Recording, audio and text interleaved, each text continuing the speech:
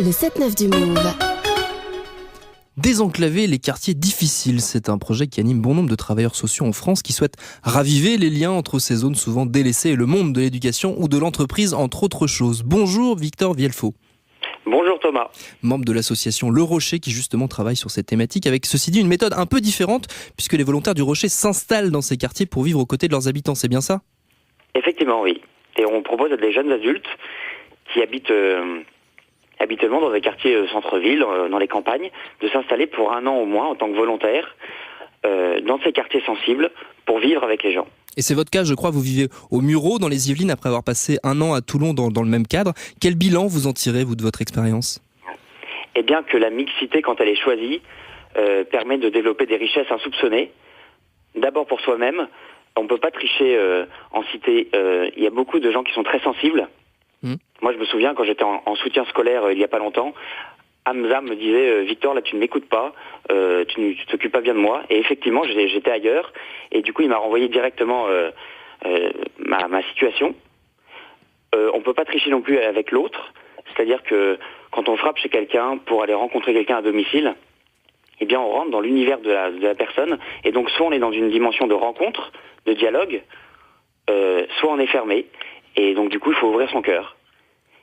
Et pour l'autre aussi également, le fait qu'on vienne habiter chez lui et qu'on n'a pas forcément les mêmes codes, eh ben c'est un beau signal de je fais une démarche d'effort, je quitte mes sécurités et mon confort pour aller te rencontrer. Et toi, tu peux peut-être faire de même, sortir parfois de ta cité et aller construire ta vie d'adulte avec un job, peut-être ailleurs que là où tu as grandi. C'est entrer dans les cités pour faire peut-être sortir certaines personnes qui n'en seraient jamais sorties ?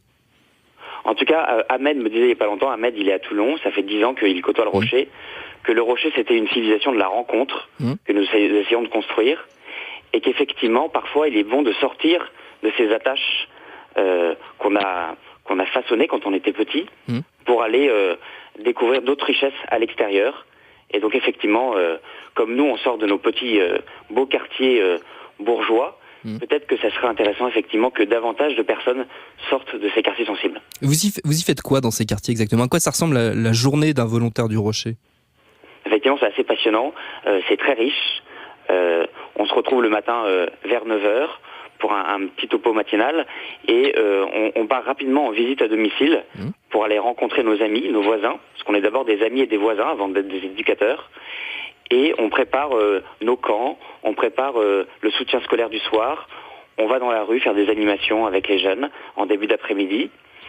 Et on tisse un lien de confiance avec la jeunesse, avec les parents. On se positionne en coéducateur. Et le soir, on est accompagnateur des grands jeunes. Vous savez, il y a beaucoup de grands jeunes dans les cités sensibles qui vivent un peu la nuit, le soir. Eh bien nous, on essaye d'être des repères, tisser aussi des relations de confiance pour pouvoir les accompagner, les coacher vers un job. Dans quel état ils sont réellement ces quartiers ? Il y en a 7 en tout, je crois, investis par l'association. Dans quel état social sont-ils ? Alors déjà, il y a une énorme richesse humaine dont on n'a pas forcément conscience quand on écoute parler des cités que par les médias. Quand on va chez quelqu'un, il y a un accueil exceptionnel qui est dû à une culture du Sud magnifique.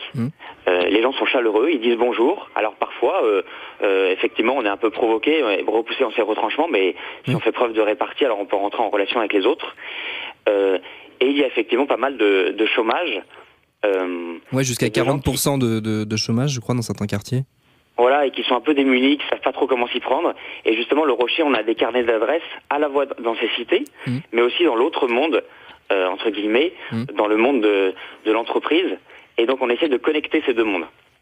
Et de les mettre en relation. Merci Victor Vielfaut. Je rappelle que vous faites partie de l'association Le Rocher, association qui tente donc de recréer du lien dans les quartiers difficiles. Merci d'avoir été avec nous ce matin. Et Andrea